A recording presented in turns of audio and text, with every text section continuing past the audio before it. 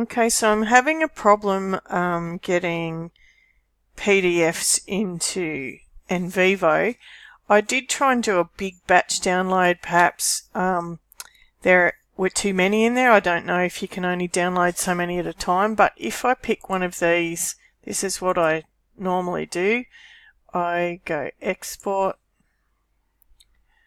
change that to that. Just check where that is. Yep. Save. And then I'll go into NVivo and that's the one I want.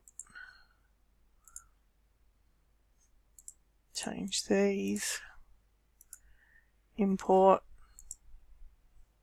And as you can see, Blair has not turned up. It's not in any of these. So I'll just double check that I've imported it from the right place, from PhD, from readings, from there. Yep. No, definitely not turning up. So any help you can give me on this would be very much appreciated. Thank you very much.